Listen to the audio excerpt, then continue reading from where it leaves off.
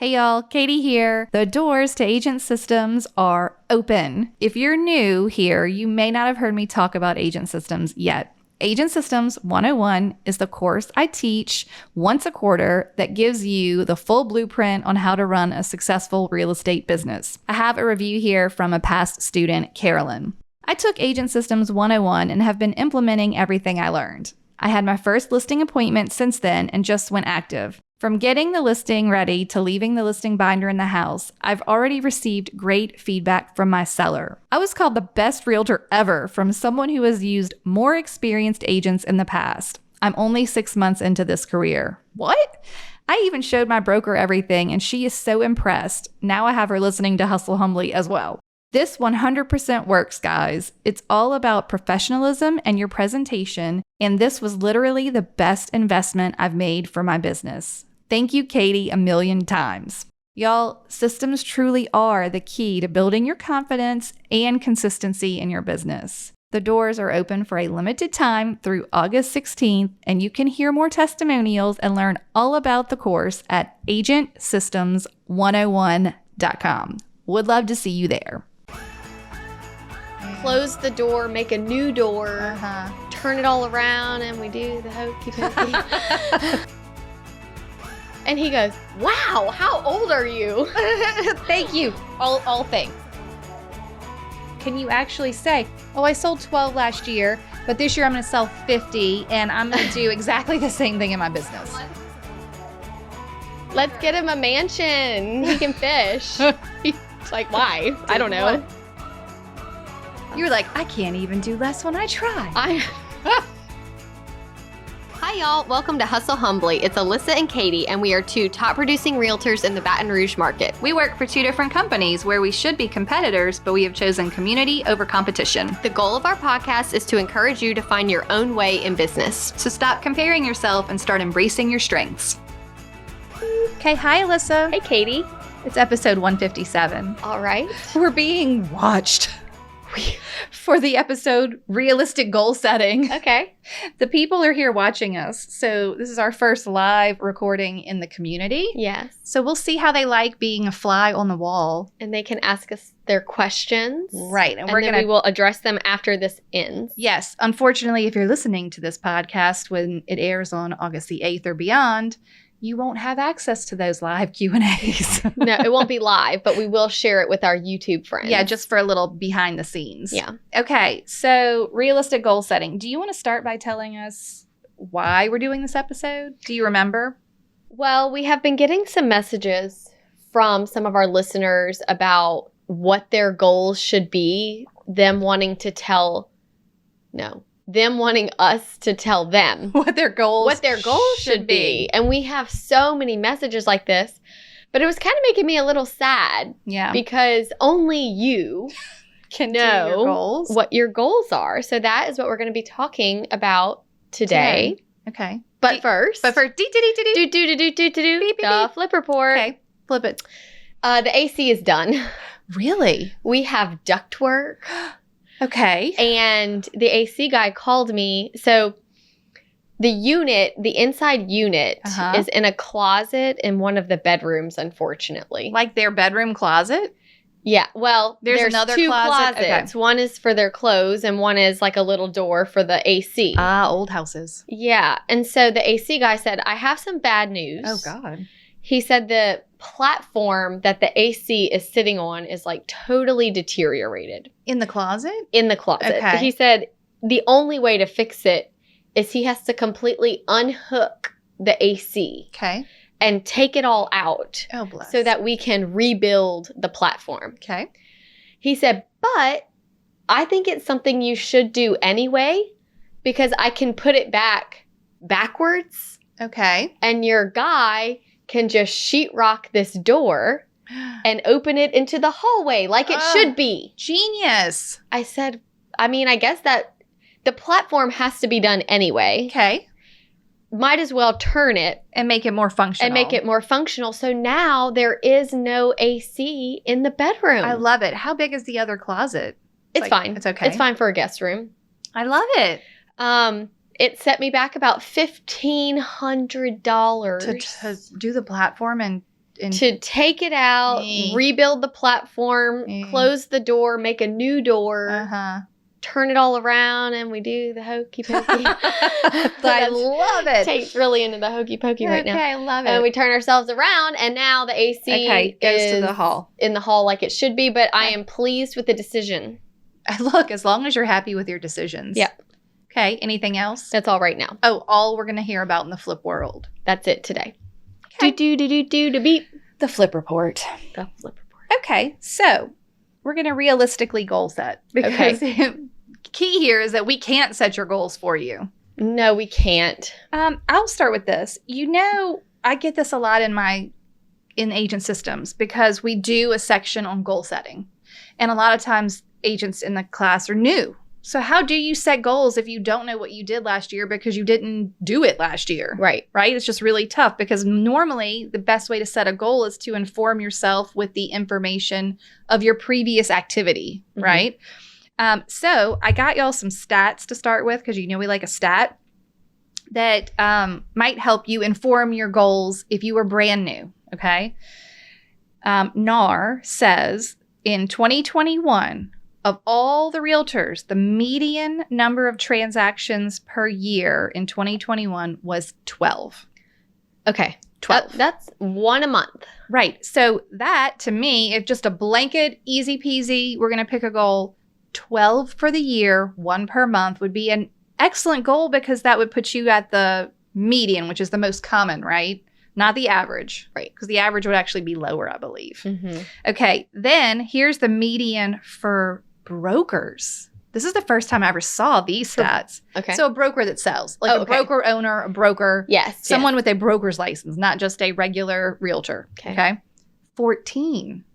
Not much more. Per year. Okay.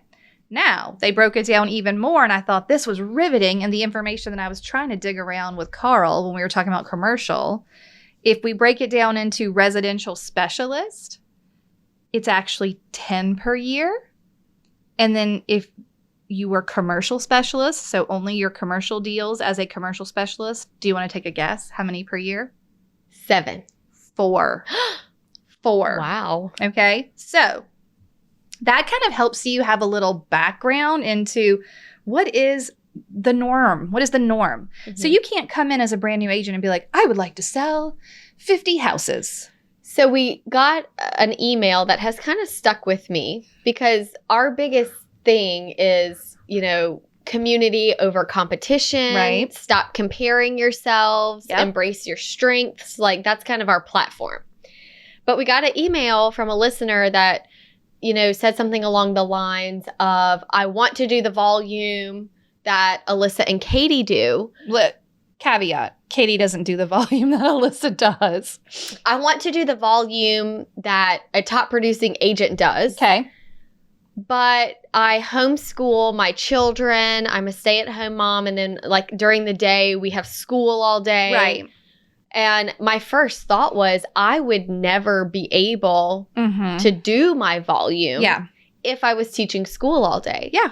But I admire that she's teaching school all day. Right.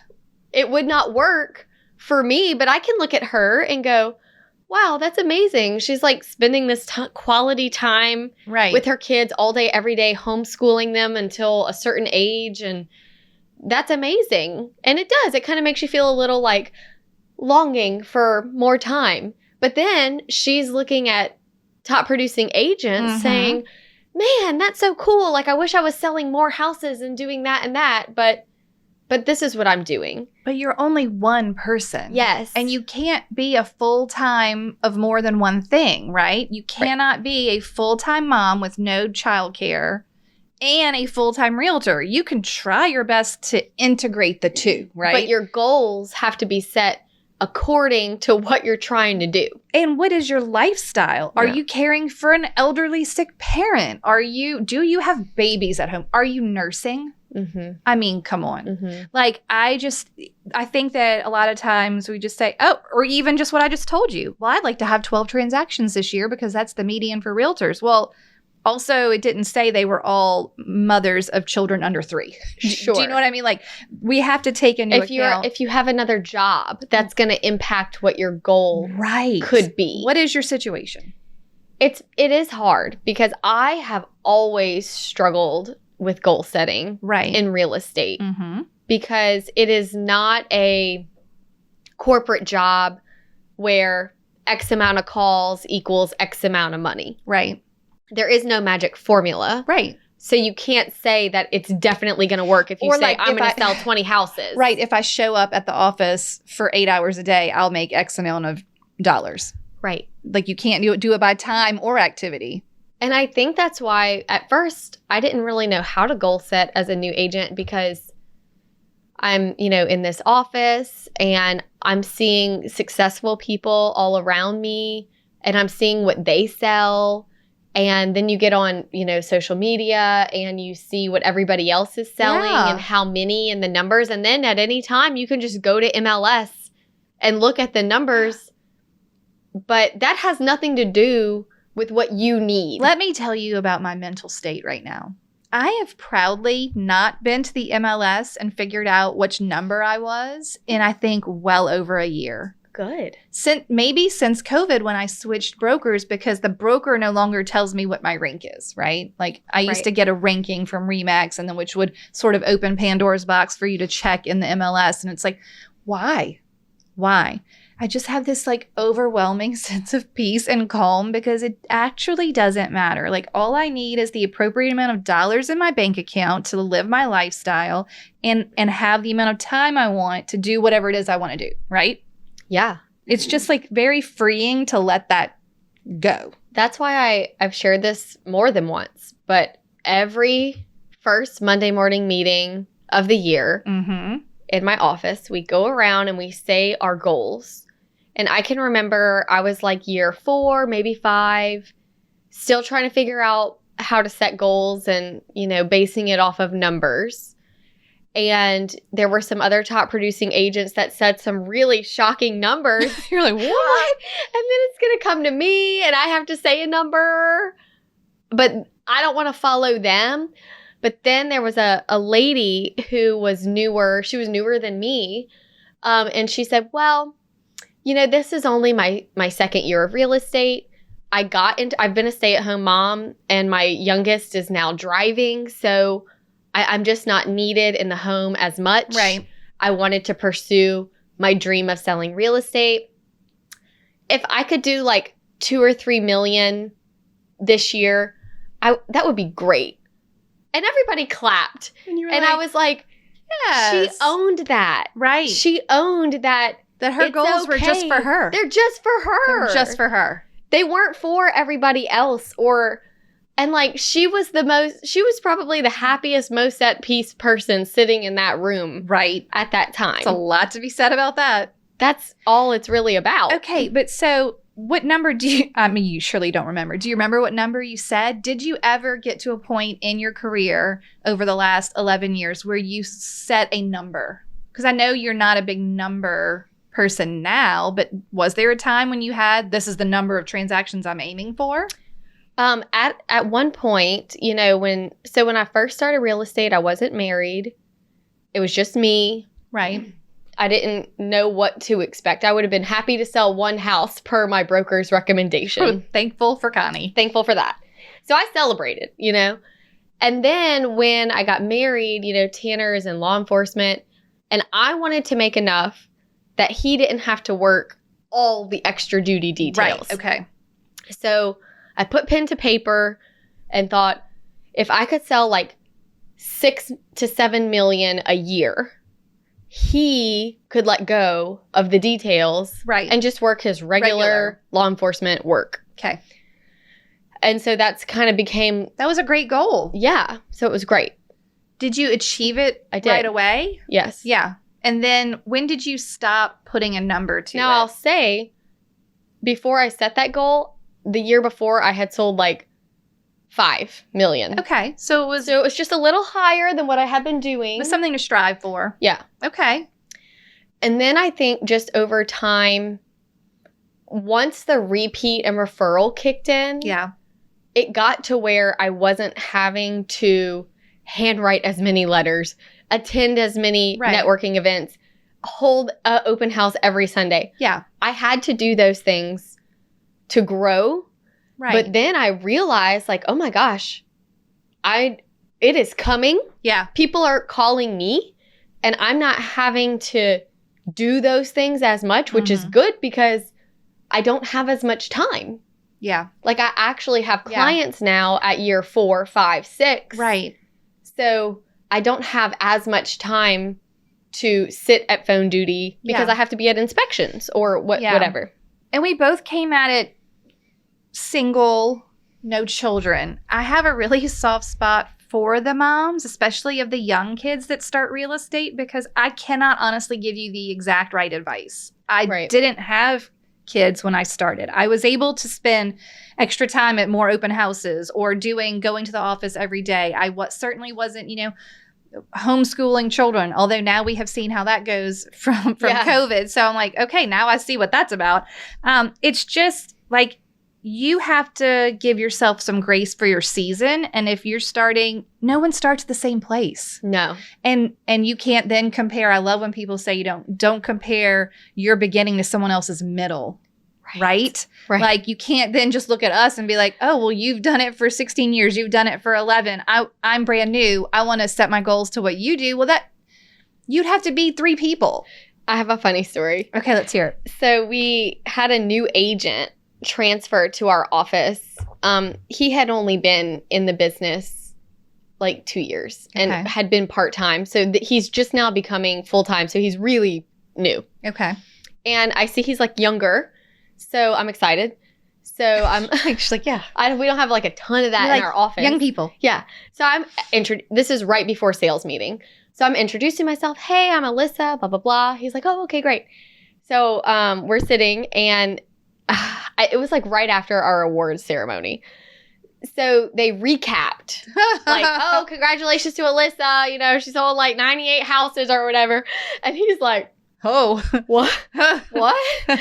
And so then, they said a few other things. And at the end of the meeting, he goes, so how long have you been doing real estate? Because you looked like, again, still like you were 16. I was like brand new with him.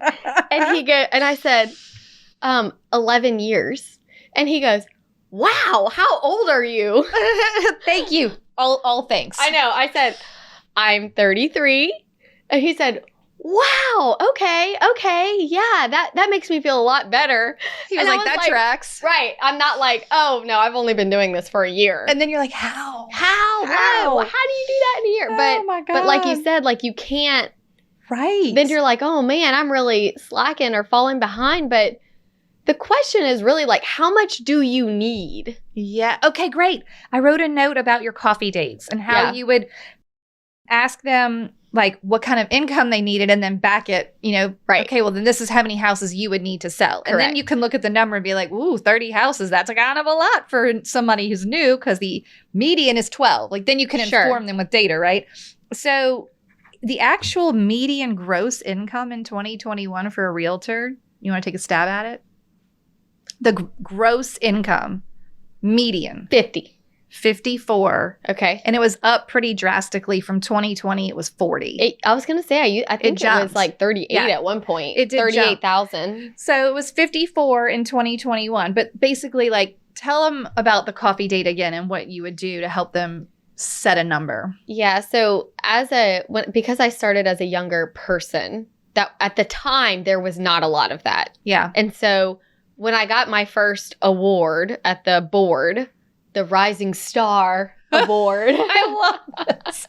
The Rising Star. All of a sudden, I got all these new young people calling me. This is the birth of the coffee date. This is the birth of the coffee dates. I had no kids. I was free as a bird. Mm-hmm. And I thought, I'll go on all the coffee dates because I love people and I love coaching and mentoring and helping them. Like, let's figure this out. Like, I'm still to this day very motivated by that. Okay. So I would meet people and I, always like to start by asking them, well, where are you coming from? Are you replacing an income with like, it's a great question. if you made $50,000 at the job you're leaving to become a realtor, do you have to make at least that right now? Or can you start at 30? Right. And can you survive for a year and then make it to 50? Right.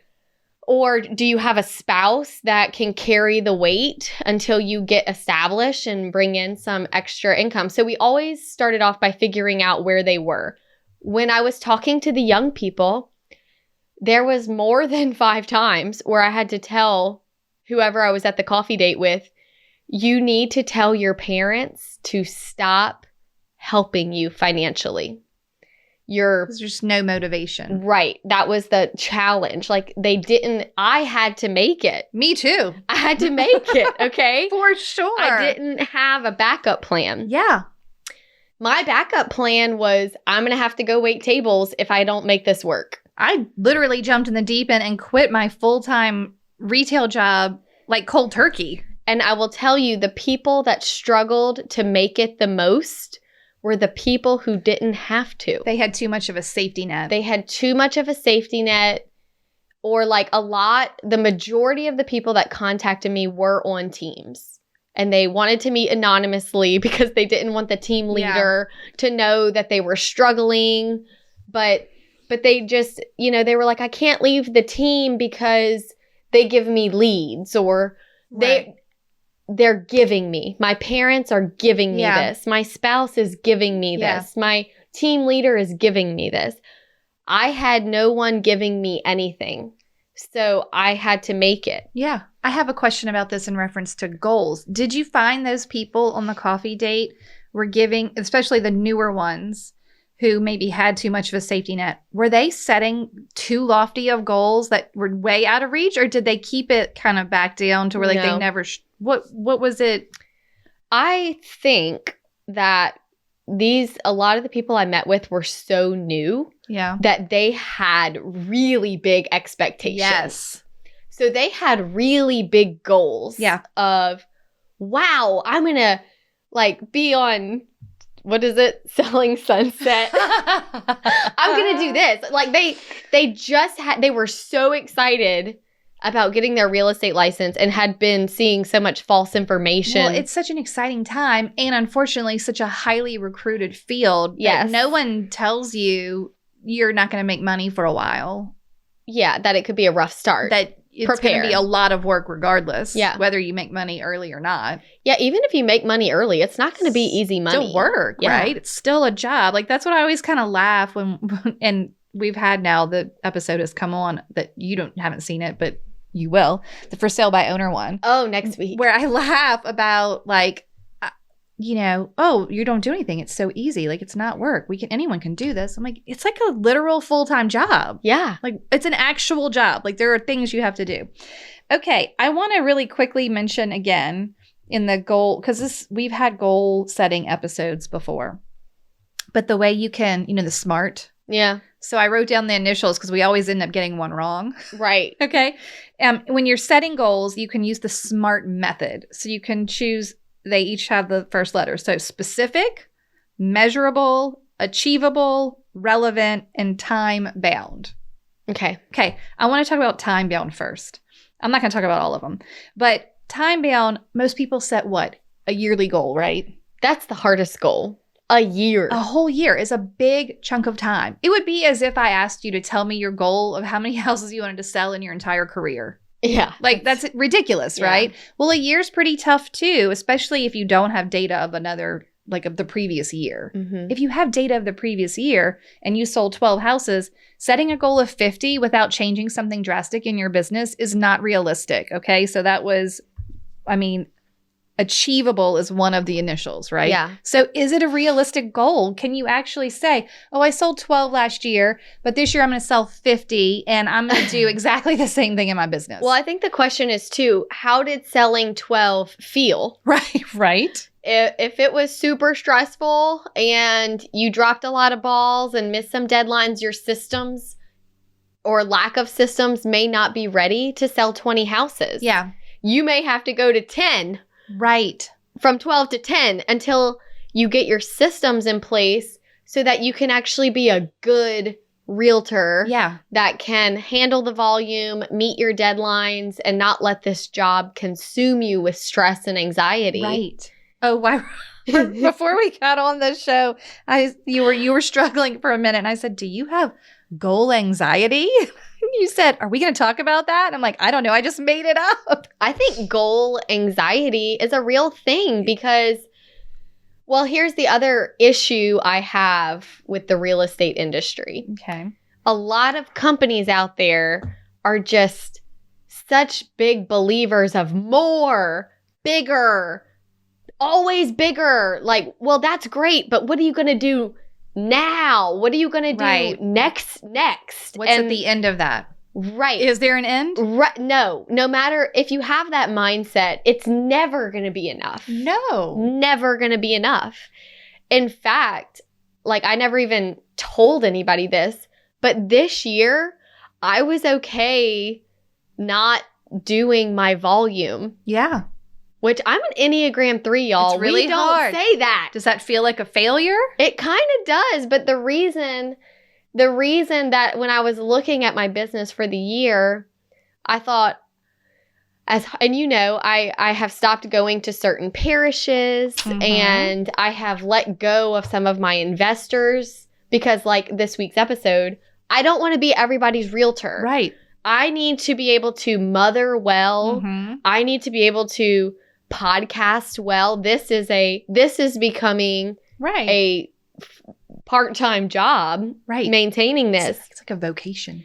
Yes. Right? Yes, it is a vocation. But I had to be realistic with myself that I can't sell all those houses and mother and podcast and all the other things. It's time for me to give you my sticky note. Are you ready? Yeah. We were writing inspirational she things wrote to me each other. A message. Okay, are you ready? You can read it to everyone. Okay. Hey, Alyssa. Hey, Katie. What do we mention almost every episode?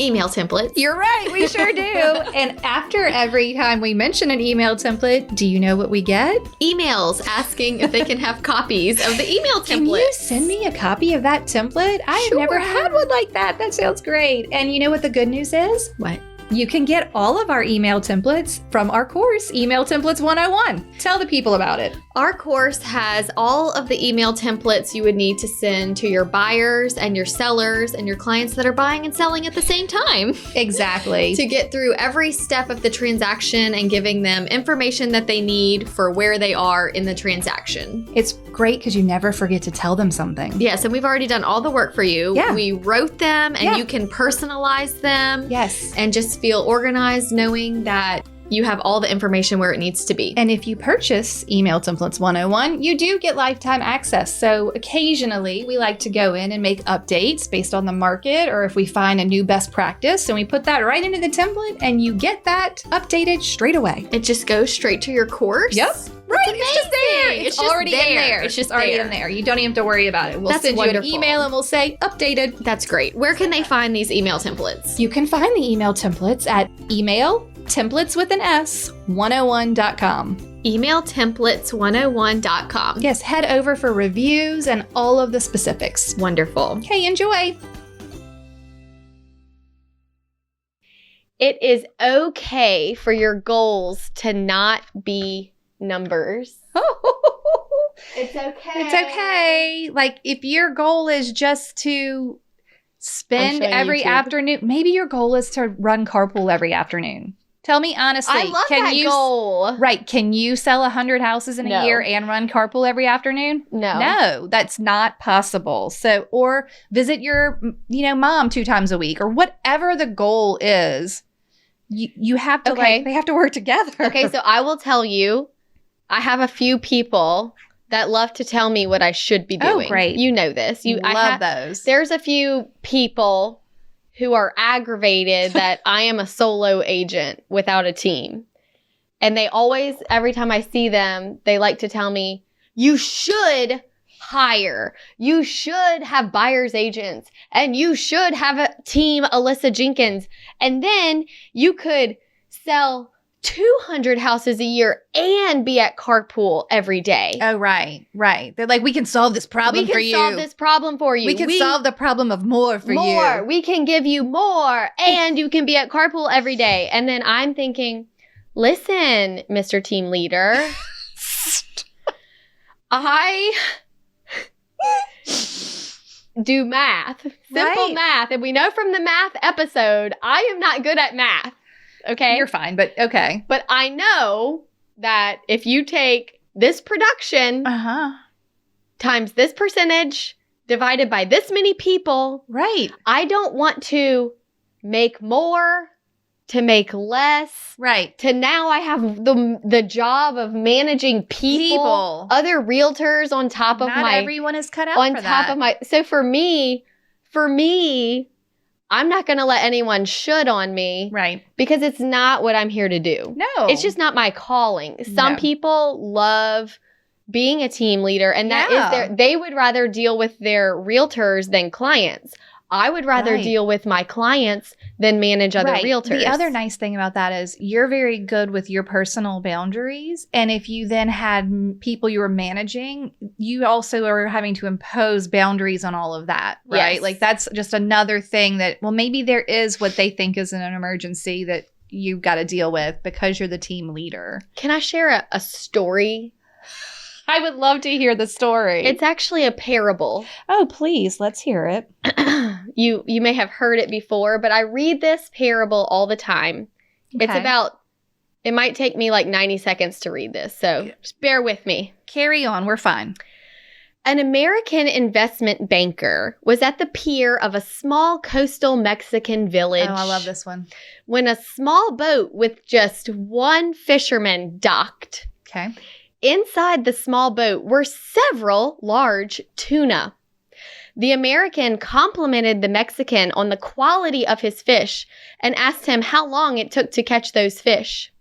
The Mexican replied, "Only a little while." The American then asked, "Well, why didn't he stay out longer and catch more fish?" The Mexican said he had enough fish to support his family's needs. The American then asked, "But what do you do with the rest of your time?" Oh, poor Americans. The Mexican fisherman said, "Well, I sleep late. I fish a little for fun. I play with my children. I take siestas with my wife. I stroll into the village each evening where I sip wine and I play guitar with my amigos. I have a full and busy life." The American laughed. "Listen, I have an MBA and I could help you. You should spend more time fishing. And then with the proceeds, you could buy a bigger boat. And then with the proceeds from the bigger boat, you could buy several boats. And eventually, you could have a whole fleet of fishing boats. Instead of selling your fish to the middleman, you could sell directly to the processor, eventually opening your own fishing company. Then you could do this and that. You would need to leave this small village and move to Mexico City, but don't worry, you would be back one day when you sell your empire." Oh, yeah, your fishing empire. Your empire. Mm-hmm. The Mexican fisherman said, "This sounds exciting. But how long will all of this take?" To which the American said, 15 to 20 years. "But then what?" said the Mexican. The American laughed and said, "That's the best part. When the time is right, you could announce an IPO and sell your company stock to the public, and you could become very rich and you would make millions." "Millions," said the Mexican. "Then what?" "Then what?" The American then said, "Well, then you could retire and you could move to a small coastal fishing village where you would sleep late and fish a little and play with your kids and take siestas with your wife and stroll the village and sip wine and play guitar with your amigos." So it all came back to like exactly what he's doing now. But you know what? It really bothered the American that the Mexican was so happy Right. catching his fish. And that is why I have a sticky note for you. Oh my God. This is my note. Are you going to read it to me? I'll read it to you. Okay. Do not sacrifice the very experiences that you seek through your hustle to pursue them. Oh. I'll show it to him. This is Katie's sticky note I am giving to her. You too may see. Okay, thank you. Thank you, ma'am. That is beautiful. But whenever I am feeling discouraged, because volume aside, I will tell you, because I don't do a lot of fancy things. Yeah. I do have moments where I feel like I'm not doing enough in my business, like maybe for my customers. Yeah. Okay. So like sometimes I get down on myself because I didn't make like all these fancy videos of the house or myself. Right. Or I didn't make all these flyers, or I didn't do these elaborate social media posts, or like I do compare myself, because everybody does. If you're on any kind of social media, it's very easy to look and see something shiny and go, wow, that looks amazing. Like I should probably be doing that. And so I go through that as well. And then I just have to like read that story. Right. You're like, I do. I read that story all the time when I'm feeling the pressure of comparison. Right. Because it's just about you and like what you need for yourself. Right. Only you can measure your happiness. Literally only you. So that's fine.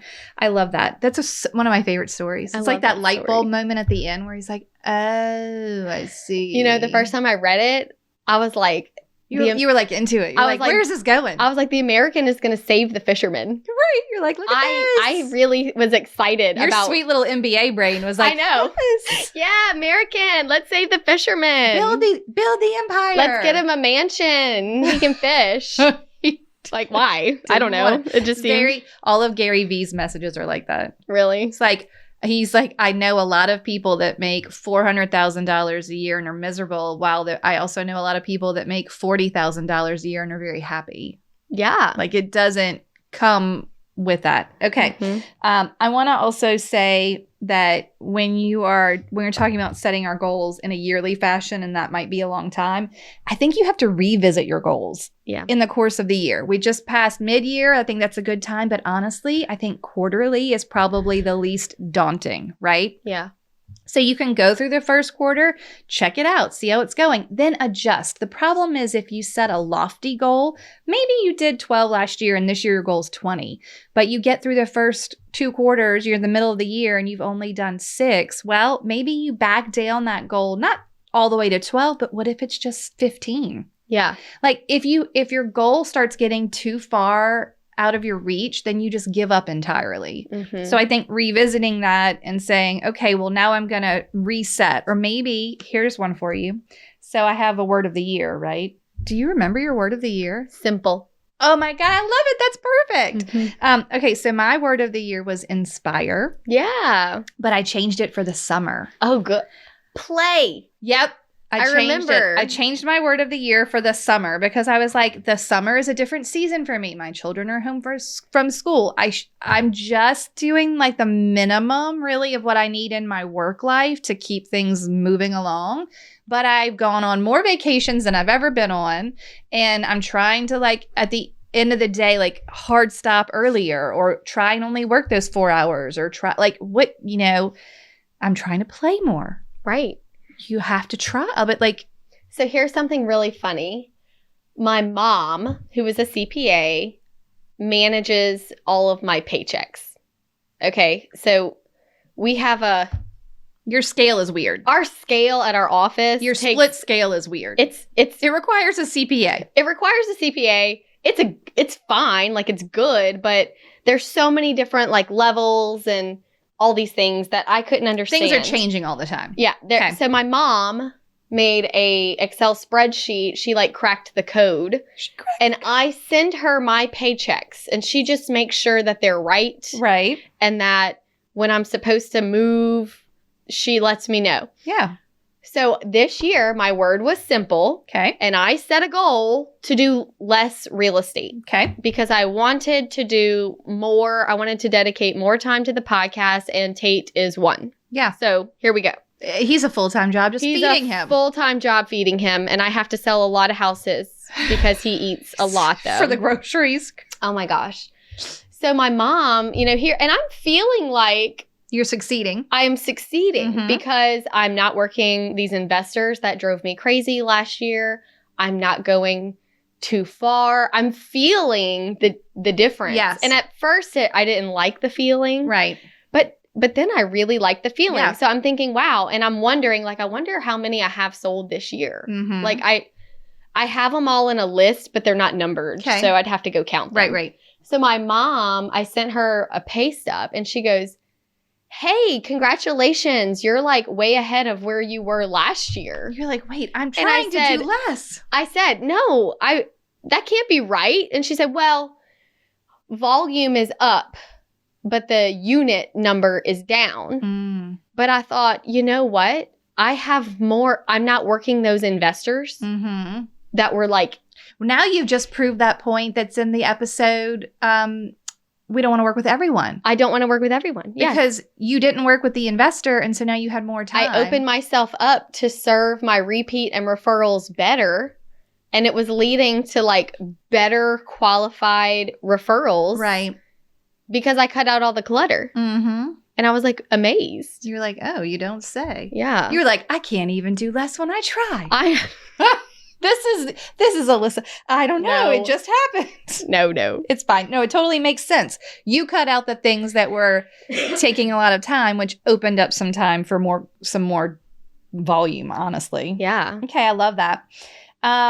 Do you have any tips for people setting goals that maybe are like you and are not big goal setters? So I'm not a big goal setter, but in our community group this week, someone had posted. And it brought us back to talking about how you always said that it's better to set action items. Yeah. Items than it is to set number goals. Do you want to touch on that? I feel like, and you have told that story too about, I think Tanner says something like that. So if you pick the behaviors, maybe we'll talk about this more when we get to Atomic Habits. Oh. If you focus on the habits and the behaviors and the action item, then those things will happen. You can't just pick a number out of the sky and not have a plan, right? That's not accurate and effective goal setting. I do also think that you can get some assistance when you set your goals by talking to people in your market, other agents, your broker, how much money is normal. A broker's a great person to talk to. I was going to say, when I'm feeling stumped, sitting down and talking with Connie is the way to go. And she grounds me. So make sure your broker isn't an American broker with an MBA who's going to say bigger, better, more. But make sure you sit with somebody that wants you to do the other parts of your life well also. Right. Because you don't, and Jenna Kutcher always says she's a lifestyle entrepreneur, not a growth entrepreneur, because there are entrepreneurs that want to just grow. How big can we get this thing? This thing I'm building, this empire. And then there's some that are like, well, what can I do to facilitate the life I want to lead? Right. So say you were setting action items, instead of I want to sell 15 houses this year, I want to host an open house every other Sunday. Right. That would be an example of an action item goal to grow your business. But okay, so that would be your goal. And then under the sub goal, it would say, I'm going to try to follow up with all the people that came to those open houses. I'm going to send out open house invitations, online, or I had a good one. Being intentional about what does that goal even mean? One time mine was 50 coffee dates for the year. So that was just about one a week, right? Yeah. I don't remember how far I got into it, but that was the action item goal. With clients? Friends? Your database, friend. Okay, anybody. Business owner, friend. Coffee dates. Yeah, coffee date. Oh, I like that. Business owners. Yeah. Anyone that's on your database. I love that. Yeah. Keep going. Well, that was the only one I had written down. Oh, so your action. That was my action item. Go on the coffee dates. Yeah. And then you're just creating your relationships from there. It's just sort of like a focus on the behavior, the action, as opposed to the result, right? Yeah. What are we going to do that would get us there? Right. And real estate is tricky because you can't just say, I'm going to sell 20 houses and then it happens. Right. It's not like that. Right. Where other industries you might be able to do that. But I mean, if I set a goal to sell 200 houses, it wouldn't happen. Right. You would have to drastically change something in your business. I would have to drastically change a lot to make that happen. Right. But I think the big thing is whenever you do set a goal, just like the Mexican fisherman, saying, but why?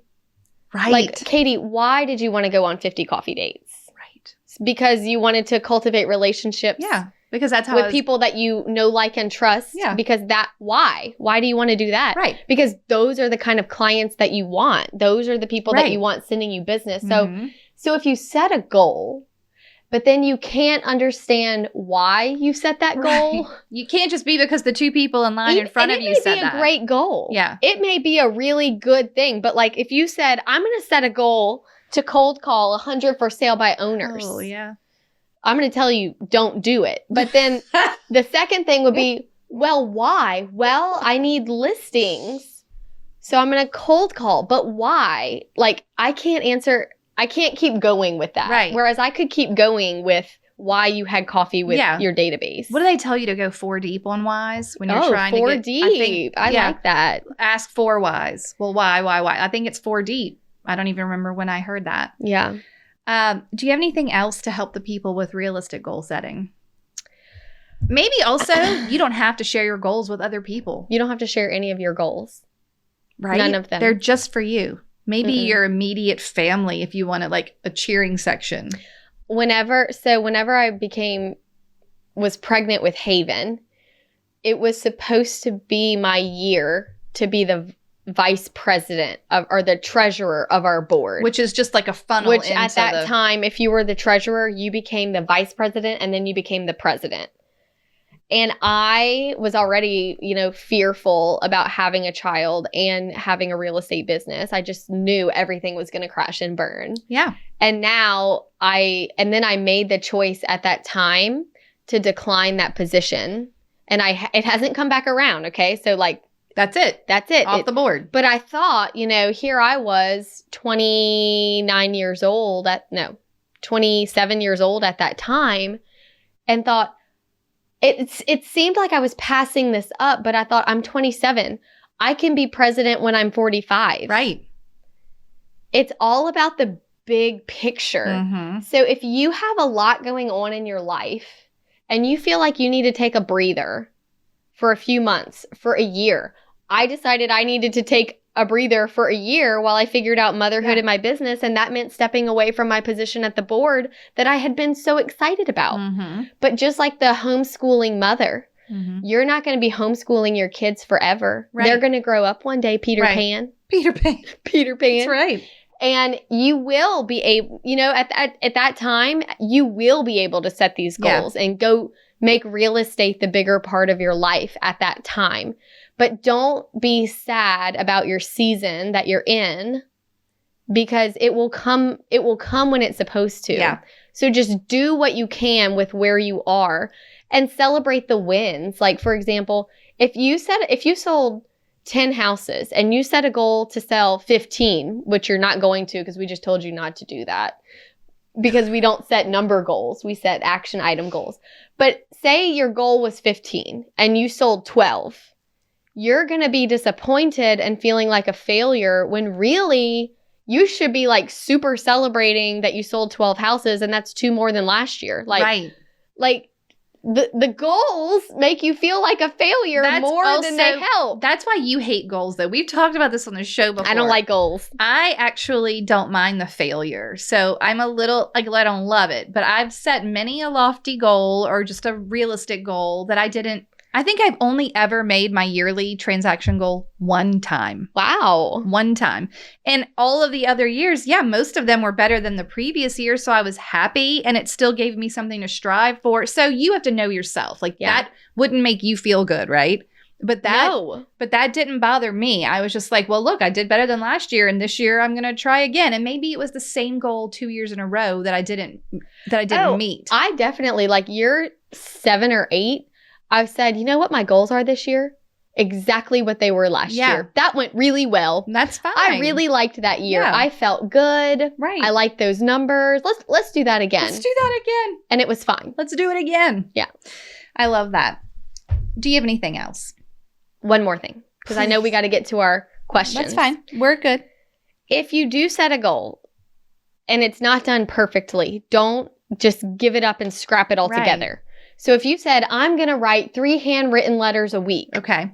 And then one week you don't write any handwritten letters. And then you're like, here I go again, just like failing myself. I'm not going to write any letters. If you miss a week, write 3 letters the next week. Yeah. Go back and listen to done is better than perfect. And I have to remind myself this, because if I say I'm going to do this and then I just don't do it at all. Oh, yeah. But it's better to make that little progress. I feel like I don't remember. I think it's Brian Buffini, who I do actually really like. And he wrote 5 letters a day and still does for his whole career. Okay. Wow. So that's how he built his real estate business. 5 letters a day. He still does it in his, big giant coaching empire. But he had the 5 letters on his desk every day. If he didn't do them, then the next 5 for the next day came and they stacked. Oh, and he had to keep up. I do not recommend this. You have enough on your plate. If you missed the 3 letters last week, just do 3 letters the next week. Yeah. We don't need to do 6 now. There's no point. There's no point in overwhelming yourself to the point of, I can't do it. I'll never catch up.